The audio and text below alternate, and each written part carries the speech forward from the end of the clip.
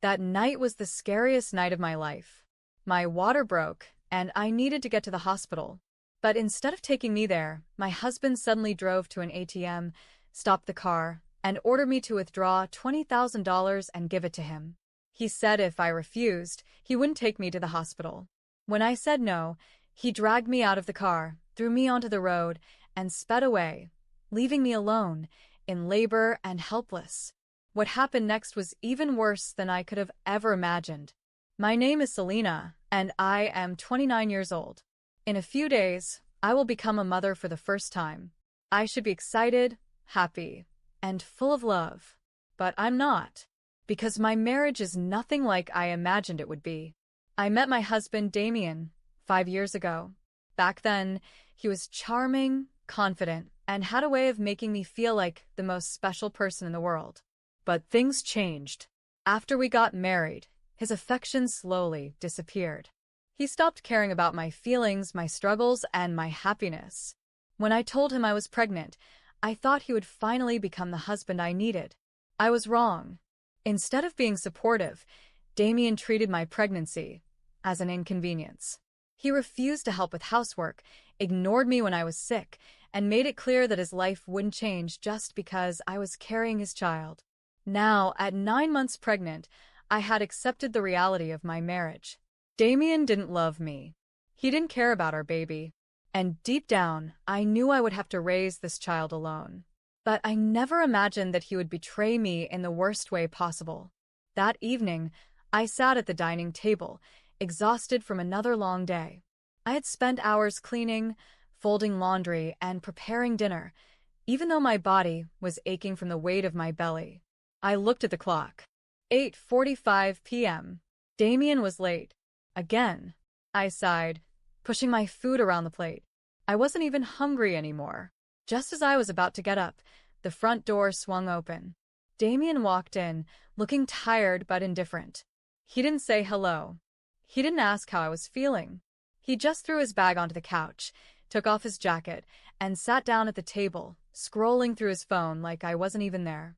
I swallowed the lump in my throat. "You're late." He didn't even look up. I was busy. I bit my lip, trying to ignore the anger bubbling inside me. "I made dinner," I said, keeping my voice calm. Damien finally glanced up at his plate. His expression immediately soured. "Pasta again," he muttered, pushing his fork into the food like it was something disgusting. I clenched my fists under the table. "Yes, Damien. Because I'm 9 months pregnant and can't stand in the kitchen all day cooking 3-course meals." He rolled his eyes. "Whatever." Then, without another word, he grabbed his fork and began eating in silence. I watched him, feeling a deep, painful emptiness inside me. This wasn't love. This wasn't marriage. And the worst part? I knew he didn't even care that I was hurting. I tried to finish my meal, but suddenly, a sharp pain shot through my lower stomach. I gasped, dropping my fork onto my plate. A second later, I felt a warm rush of liquid. I froze. My water just broke. I looked down, my heart racing as I saw the chair beneath me getting wet. Oh my God, it's happening. I grabbed the edge of the table, breathing heavily. "Damien." He didn't even look up. "What now?" I swallowed hard, my voice shaking. "My water just broke." Damien finally lifted his head, his expression blank. "Right now?" he asked, as if I had a choice. I nodded quickly, struggling to stand up. A strong contraction hit me, and I winced. Damien let out an annoyed sigh. "Fine. Let's go." He stood up as if this was just some minor inconvenience and grabbed his car keys. I reached for my hospital bag, my hands trembling. This was it. I was about to have my baby. But I had no idea that Damien had one last act of cruelty left to show me. The car was silent except for my heavy breathing. I gripped the door handle, my body tensing as another sharp contraction hit me. Damien sat in the driver's seat, one hand on the wheel, the other casually tapping his fingers on the dashboard. I took a deep breath, trying to stay calm. The hospital wasn't far. We just had to get there safely. But deep down, something felt wrong. Instead of being concerned about my pain, Damien looked bored and irritated. You don't have to breathe so loudly, Selena, he muttered. It's distracting. I turned my head, staring at him in disbelief. Damien, I'm in labor, I said, my voice tight. This is literally the worst pain of my life, and you're complaining about my breathing? He shrugged. It's just a little overdramatic, don't you think? I clenched my jaw, forcing myself to ignore him. I didn't have the energy to argue. Not now. I focused on the road ahead, counting the seconds until we reached the hospital. Then, just when I thought we were getting closer, Damien suddenly slowed down. I frowned. Why are you slowing down? Without answering, he turned the car sharply, pulling into a dark, empty parking lot. I looked around, confused. Then I saw it. An ATM. My stomach dropped. Damien, what are you doing? I asked, my voice filled with panic. He put the car in park, turned to face me, and then said the words that would haunt me forever. Before we go to the hospital, he said, his voice calm but firm, I need you to withdraw $20,000. I froze. For a moment, I thought I had misheard him. I let out a shaky breath. Damien, what are you talking about? He leaned back in his seat, completely relaxed. You have money, don't you? You've been saving for years, he said smoothly. I need $20,000. I stared at him, my heart pounding. Damien, I said slowly, I'm in labor. The baby is coming. This isn't the time. Now is the perfect time, he interrupted, his tone sharp. You want to get to the hospital, don't you? Then give me what I want. Tears burned in my eyes. Damien, please, just take me to the hospital, I begged. He sighed dramatically. I'm not asking for much, Selena. Just get out, go to the ATM, and take out the money. My blood ran cold. This wasn't just cruelty. This was blackmail. I was in the worst pain of my life, and the man who was supposed to love me was using it to get money. I felt sick. I shook my head. No. Damien's jaw tightened. His eyes darkened. Selena, he warned, you're already out of breath, sweating and barely holding on. Do you really want to argue right now? I couldn't believe it. You're disgusting, I whispered. I would rather crawl to the hospital than give you a single cent. Damien's expression turned cold. And then, before I could react, he reached over, unbuckled my seatbelt, and yanked the car door open. My breath hitched. What are you doing? Without a second thought, he grabbed my arm and pulled me out of the car. Damien, stop. Stop. I screamed as another contraction hit me. But he didn't care. With zero hesitation, he shoved me onto the pavement. I fell hard, my hands scraping against the rough ground.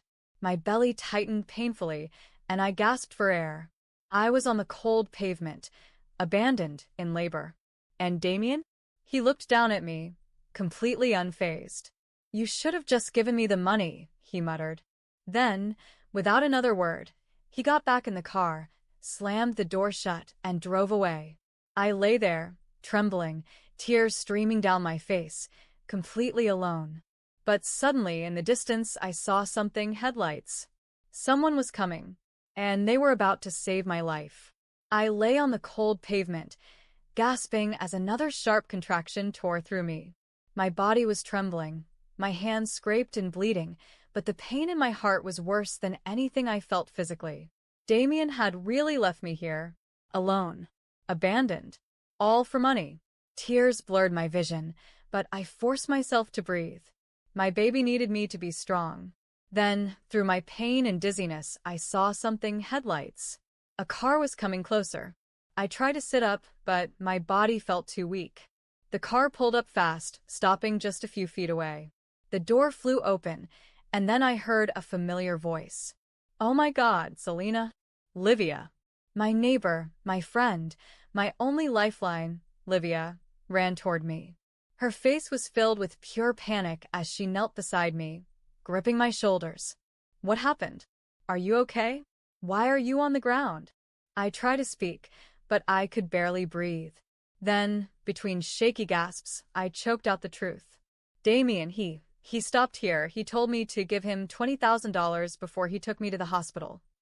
Livia's eyes widened in horror. I sucked in a painful breath. I said no. And then he threw me out and drove away. Livia's expression transformed from shock to pure rage. That son of a... She cut herself off, shaking her head. I'm calling the police. She pulled out her phone and immediately dialed. As Livia talked to the emergency operator, she grabbed my arm. Can you stand? She asked urgently. I nodded weakly, trying to push myself up. Livia wrapped her arms around me and helped me to my feet. The moment I stood, another contraction hit. I cried out, gripping Livia's shoulder. You're okay. I've got you. She helped me to the passenger seat of her car, buckled me in, and sped off. The car was moving fast, but my body felt slower and heavier with pain. I clutched my belly, panting through the contractions. Just hold on, Selena, Livia said, her voice shaking. We're almost there. I nodded, squeezing my eyes shut. Damien had left me to die on the street. But Livia? She was fighting to save me. And that's when I realized something. I wasn't alone. The car raced through the streets, every bump sending another wave of pain through my body. I clutched my belly, my breathing shaky and uneven. Almost there. Livia called out, her knuckles white against the steering wheel. I bit my lip, fighting back tears of pain and exhaustion. The moment we pulled into the hospital entrance, Livia slammed the brakes and jumped out of the car. She ran toward the hospital doors, yelling for help. Within seconds, 2 nurses and a doctor rushed outside with a wheelchair. One of the nurses helped me out of the car as I let out a weak, pained sob. You're safe now, ma'am. We've got you. As they wheeled me inside, I saw 2 familiar figures running toward me. Selena. It was my mother and father. Tears streamed down my face the moment I saw them. My mother knelt beside me, gripping my hand tightly. Sweetheart, we're here. What happened? I could barely form the words. Damien he left me. I stammered, my breath uneven. My father's face darkened. Where is he now? He asked, his voice dangerously calm. Livia stepped forward. He threw her out of the car because she refused to give him $20,000. He just left her there alone in labor. My mother gasped in horror. My father's hands curled into fists. That bastard. Then, with deadly determination, he turned to Livia. We're reporting this. Right now. Livia nodded. I already called the police. They're on their way. I let out a shaky breath, relief washing over me. For the first time that night, I felt safe. Damien wouldn't get away with this. Not this time. Just as they wheeled me toward the delivery room, I heard voices behind me. We're looking for Selena Carter. I turned my head slightly and saw 2 uniformed officers standing at the hospital entrance.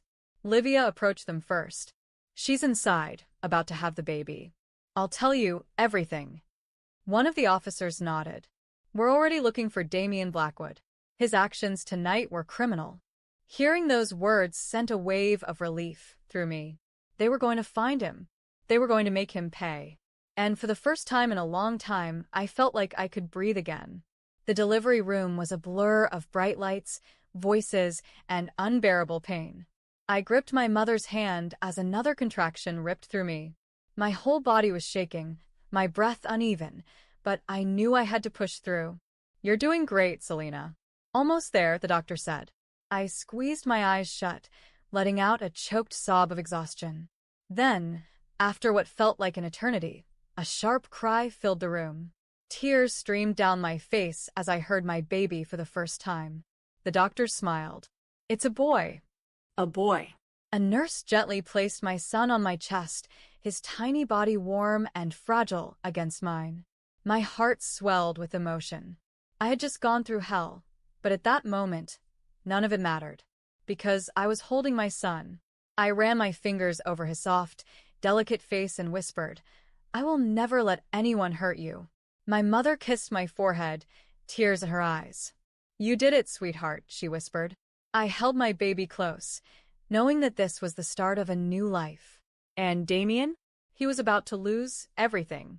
While I was in the delivery room, the police were already tracking Damien down.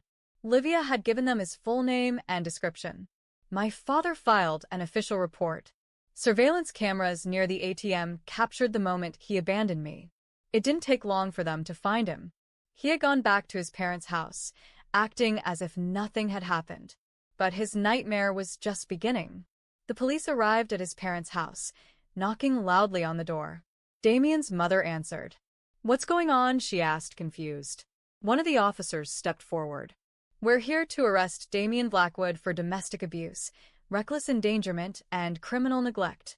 Damien's mother's face turned pale. This must be a misunderstanding.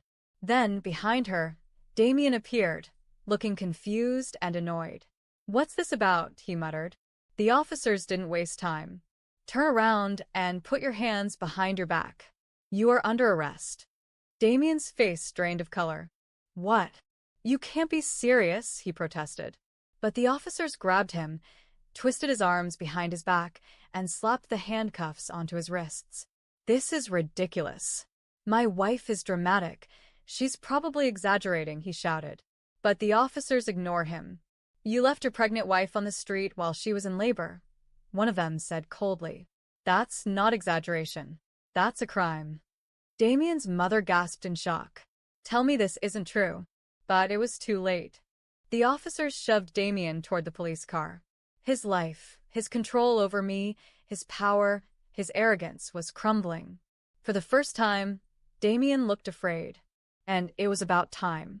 The next morning, as I lay in my hospital bed, holding my son, my father walked in. His expression was serious but victorious. "Selena," he said gently. "They got him." I looked up, my heart pounding. "Damien?" My father nodded. "He was arrested last night at his parents' house. He's in jail now." A wave of relief washed over me. "What's going to happen next?" I asked. My father's expression hardened.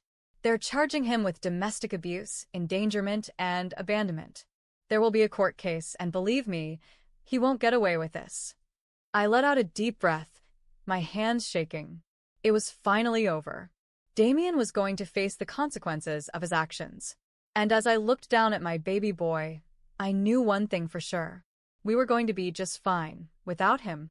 The weeks following my son's birth were filled with both healing and legal battles. I had my divorce lawyer ready, and the police had built a strong case against Damien. The charges against him included domestic abuse for his history of mistreating me, reckless endangerment for abandoning me in labor, criminal neglect for refusing to take responsibility as a husband and father.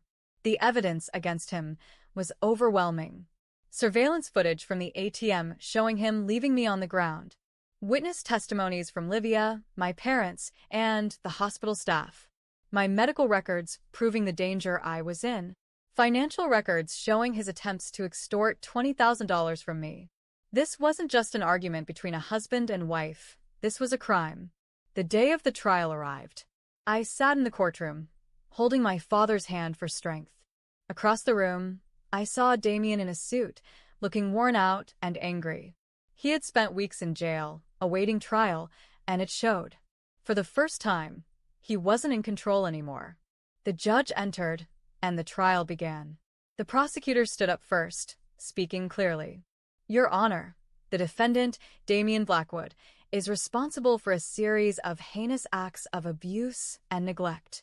On the night of March 4th, he abandoned his heavily pregnant wife, refused to take her to the hospital unless she gave him $20,000, and then threw her onto the street, leaving her in active labor. His actions put both his wife and unborn child in extreme danger. This is not a simple domestic dispute. This is criminal behavior." I watched as Damien shifted in his seat, clearly uncomfortable. Livia was the first witness. She stood at the podium, her voice steady and firm. I found Selena on the ground in pain, struggling to even sit up. She told me Damien had demanded money from her, and when she refused, he left her to suffer alone. He didn't even care if she or the baby survived that night. No real husband or father would do that. Then my father testified.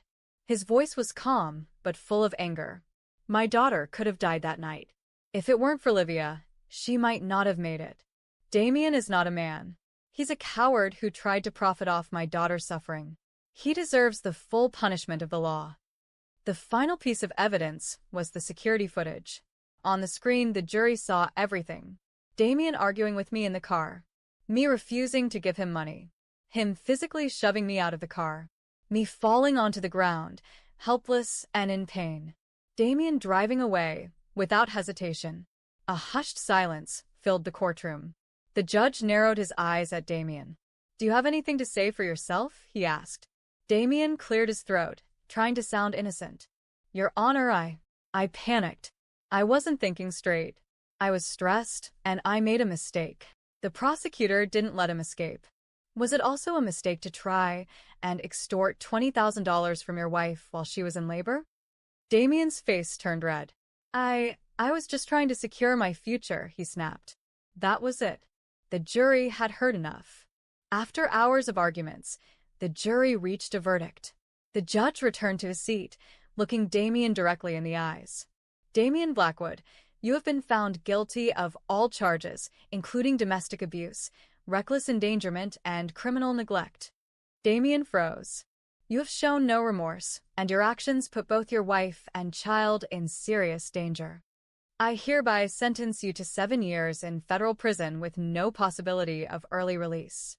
Gasps filled the courtroom. Damien's eyes widened in shock. 7 years. "No, this isn't fair," he yelled. 2 officers approached him, handcuffs ready.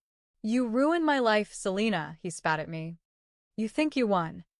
You'll regret this."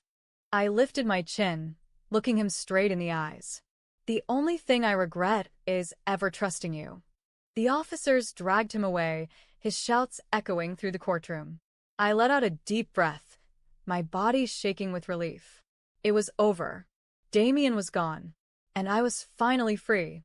The day Damien was taken away, I finally felt something I hadn't felt in years. Peace. No more fear. No more walking on eggshells. No more feeling like I was trapped in a loveless marriage. I was free, and so was my son. 2 weeks after the trial, my divorce was finalized. Damien no longer had any legal ties to me or my son. I was granted full custody. He was legally required to stay away from us, even after his prison sentence. I sat in my lawyer's office, signing the final papers, my hands steady and sure. "Congratulations, Selena," my lawyer said. "You're officially free." I let out a deep, relieved breath. It was finally over. For the next few months, I focused on healing and rebuilding my life.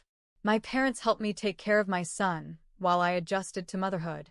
Livia became like a sister to me, always checking in and supporting me. I started therapy, learning to heal from years of emotional abuse. I continued blogging, but this time, my posts weren't just about small joys. They were about strength, survival, and starting over. Most importantly, I learned to love myself again. I had spent so long trapped in a toxic marriage, believing that I didn't deserve better. But now? I knew my worth. I was a survivor. From time to time, I heard small updates about Damien. He struggled in prison, unable to manipulate his way out.